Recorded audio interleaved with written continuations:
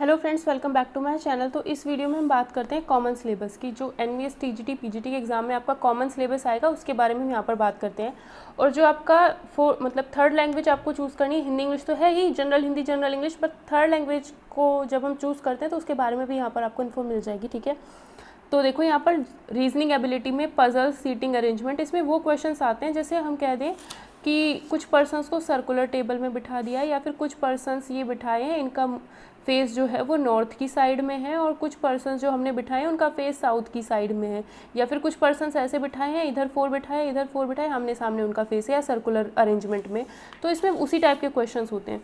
Data sufficiency topic second है, इसमें अलग अलग तरह के क्वेश्चन आते हैं। इसमें कुछ डाटा दिया जाता है, उसके ऊपर बेस्ड क्वेश्चंस होते हैं। ठीक है, statement based question, statement based question में क्या होता है, कुछ स्टेटमेंट दे दिए जाते हैं।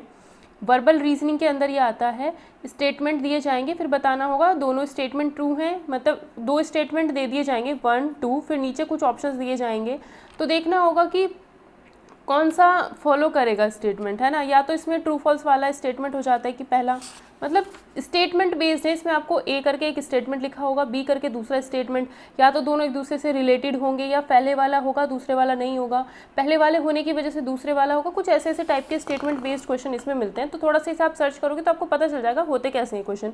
मतलब इसमें कुछ प्रैक्टिस की ज़रूरत नहीं है, आपको कुछ करने की ज़रूरत नहीं है, बस इसमें यह है कि आपका दिमाग चलना चाहिए, आप किसी क्वेश्चन को कैसे टैकल कर रहे हो, किसी चीज़ को आप क्या समझ पा रहे हो, इसमें वही होता है। ठीक है, इसमें कोई ज़्यादा प्रैक्टिस की ज़रूरत नहीं है। वर्बल रीजनिंग में वो टॉपिक आता है, इनइक्वालिटी के क्वेश्चंस आते हैं। ठीक, ब्लड रिलेशन में वही कि वो उसका चाचा है, वो उसका मामा है, उस टाइप के क्वेश्चन आते हैं। इंग्लिश में करोगे तो अंकल आंटी सब एक ही चलता है। ठीक है, सीक्वेंस एंड सीरीज, सीक्वेंस और सीरीज़ के क्वेश्चन आते हैं। अब इसमें एपीजीपी नहीं आता है, मतलब कुछ भी पैटर्न बना हुआ होता है क्वेश्चंस में ना, कुछ भी पैटर्न बना करके देखते हैं। 4 टर्म्स देगा वो, 5-6 टर्म्स हमें देता है और पूछता है 7th टर्म क्या होगी। मान लो हमें ऐसे कुछ टर्म्स दे दी, तो सब में सेम ही पैटर्न चल रहा होगा, तो नेक्स्ट वाला टर्म हमें ढूंढना होता है।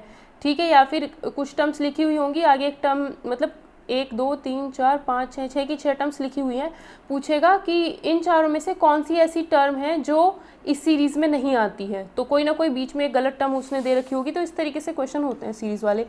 डायरेक्शन टेस्ट में यही होता है, डायरेक्शन टेस्ट तो बिना आप पढ़े भी कर सकते हो, स्टेटमेंट डायरेक्शन टेस्ट बिना पढ़े हो जाते हैं। ठीक है, ब्लड रिलेशन में थोड़ा सा क्वेश्चन सॉल्व, अगर ब्लड रिलेशन की प्रैक्टिस करते हो तो क्वेश्चन जल्दी हो जाता है, बस इतनी सी बात है। इनइक्वालिटी आपको पढ़ना पड़ेगा, सिटिंग अरेंजमेंट आपको थोड़ा सा पढ़ना पड़ता है। ठीक है, तो डायरेक्शन टेस्ट में ऐसे ही होता है कि एक इंसान है, उसका फेस जो है ईस्ट की साइड है, क्योंकि ऐसे होता है ना, ईस्ट वेस्ट नॉर्थ साउथ। एक इंसान है, उसका फेस इधर है, फिर वो नॉर्थ की साइड 10 किलोमीटर चलता है, फिर वो वेस्ट की साइड 10 किलोमीटर चलता है, तो उसका फेस किस साइड में है। ऐसे ऐसे क्वेश्चन इसमें पूछे जाते हैं। ठीक है, डायरेक्शन टेस्ट में असर्शन एंड रीज़न, इसमें भी कुछ लॉजिक वाले क्वेश्चन होते हैं, वो भी पढ़कर ही किए जाते हैं। वेन डायग्राम वाले क्वेश्चन होते हैं, वेन डायग्राम वाले भी इजी क्वेश्चन होते हैं, हो जाते हैं आराम से। ठीक है, न्यूमेरिकल एबिलिटी, तो ये टॉपिक आप सर्च करके भी पढ़ोगे तो भी हो जाएंगे क्लियर। ये टीजीटी में तो नहीं है न्यूमेरिकल एबिलिटी। ठीक है, उसमें रीजनिंग है, जनरल अवेयरनेस है। ठीक है, जनरल अवेयरनेस में सिर्फ आपको करंट अफेयर्स ही दे रखा है इन्होंने, करंट अफेयर्स भी वो जो एजुकेशन के फील्ड में कुछ चेंजेस आए हुए हों जिसमें से। ठीक है, तो एजुकेशन से रिलेटेड जो भी करंट अफेयर्स हैं वो आपको पढ़ने हैं। न्यूमेरिकल एबिलिटी अगर आपके पीजीटी में आता है, पीजीटी में है शायद, या फिर प्रिंसिपल की पोस्ट में है, देख लेना किस में है। तो टीजीटी में तो नहीं है न्यूमेरिकल एबिलिटी, इसमें नंबर सिस्टम के क्वेश्चंस होते हैं, simple interest, compound interest, simplification, BODMAS rule, वही अप्रोक्सीमेशन के क्वेश्चन होते हैं। टाइम एंड वर्क एक टॉपिक हो गया, एवरेज हो गया, और डाटा इंटरप्रिटेशन हो गया। ठीक है, वही पाई चार्ट होता है, बार ग्राफ होता है, वो क्लास 8th में आपने पढ़े होंगे, पाई चार्ट बार ग्राफ, वो सब इसमें डीआई में आ जाते हैं। लैंग्वेज कॉम्पिटेंसी टेस्ट में अगर आप जनरल इंग्लिश की बात करते हो तो जनरल इंग्लिश में रीडिंग कॉम्प्रीहेंशन, जो कि पहले तो नहीं आया था लेकिन इन्होंने दे रखा है सिलेबस में, तो रीडिंग कॉम्प्रीहेंशन में वही पैराग्राफ आपको दे दिया जाएगा, उसमें से क्वेश्चन छांटने होंगे। तो पहले क्वेश्चन पढ़ो, देन उसके आंसर ढूंढा करते हैं इसमें हमेशा। क्लोज टेस्ट में ये होता है कि एक बड़ा सा पैराग्राफ दिया जाएगा, उसमें कहीं कहीं फिलअप्स होंगे, तो फिलअप्स आपको फिल करने पड़ते हैं। ठीक है, सेंटेंस इंप्रूवमेंट में ग्रामर में होता है, ये भी एरर भी ग्रामर में मिलेगी आपको, और सेंटेंस रीअरेंजमेंट ये भी रीडिंग से ही होता है। ठीक है, सेंटेंस 4-5 सेंटेंस देगा उल्टे सुल्टे करके, उसे हमें सीधे लाइन में लगाना होता है कि किसके बाद कौन सा आता है। ठीक है, सिनोनिम एंटोनिम, इन्होंने 1 वर्ड सब्स्टिट्यूशन नहीं दिया है, वो चीज़ें इन्होंने नहीं दी हैं। ठीक है, सामान्य हिंदी और इडियम फ्रेजेस भी इन्होंने नहीं दिया है, सिलेबस में नहीं दिया, पेपर का पता नहीं। सामान्य हिंदी में आपका संधि आएगा, समास आएगा, उनके लिए बहुत फ़ायदा है जिन्होंने थर्ड लैंग्वेज हिंदी ही चूज़ की होगी। जनरल हिंदी में भी उन्हें हिंदी करना है, और थर्ड लैंग्वेज भी अगर उन्होंने हिंदी ही चूज़ की है, 19 लैंग्वेजेस में से आप कोई सी भी लैंग्वेज चूज़ कर सकते हो, हिंदी भी है, इंग्लिश भी है, और बहुत सारी लैंग्वेजेस हैं। तो देखो इसमें संधि संधि, समास समास, दोनों में, विलोम शब्द दोनों में हो गए, पर्यायवाची शब्द दोनों में हो गए, असामान्य अशुद्धियाँ ये भी दोनों में हो जाएंगी, वाक्यांशों के लिए एक शब्द ये भी दोनों में हो जाएंगे, मुहावरे लोकोक्तियाँ ये भी दोनों में आएंगी, अपठित गद्यांश पर आधारित प्रश्न वही रीडिंग कॉम्प्रिहेंशन वो इसमें। तो ये दोनों का सिलेबस सेम है, जनरल हिंदी और हिंदी जो आप ये लैंग्वेज चूज़ करते हो ये वो वाला हिंदी है, तो दोनों का सेम है। तो जिन्होंने हिंदी चूज़ किया होगा लैंग्वेज में उनके लिए बहुत फ़ायदा है। अब आईसीटी के लिए आप लोग पूछ रहे थे, आईसीटी का जो सिलेबस है इसकी ऑलरेडी पीडीएफ टेलीग्राम चैनल पर शेयर कर दी गई है, वहाँ से आप इसे डाउनलोड कर सकते हो, ठीक है। आईसीटी में क्या है, फंडामेंटल्स आपको कंप्यूटर सिस्टम के पता हो, ऑपरेटिंग सिस्टम के बेसिक्स, एमएस ऑफिस अच्छे से पढ़ लेना, इसमें से क्वेश्चन मिल सकता है, शॉर्टकट कीज़ जो होती हैं वो आपको पता होनी चाहिए, उनके यूज़ पता होने चाहिए, ठीक है। Ctrl+V Ctrl+C वो सब चीज़ें पता होनी चाहिए।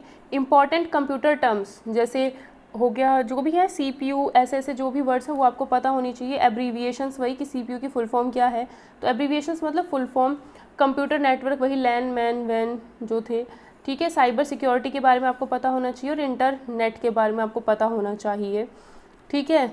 और टीचिंग एप्टीट्यूड में भी उन्होंने पर्टिकुलर सिलेबस दे रखा है। एक तो teaching nature, characteristic, objectives, basic requirements, learners मतलब जो सीख रहा है इंसान उसकी क्या क्या गुण होने चाहिए, फैक्टर अफेक्टिंग टीचिंग वो फैक्टर्स जो टीचिंग को अफेक्ट करते हैं, टीचिंग के जो मेथड्स हैं, टीचिंग के जो एड्स हैं, एंड इवेल्युएशन सिस्टम। तो ये सारा जो सिलेबस है वो हमारा कॉमन पेपर का सिलेबस है, ठीक है। एक दो चीज़ें इसमें और बची हैं, मतलब ये तो हमारा कॉमन पेपर का सिलेबस हो गया।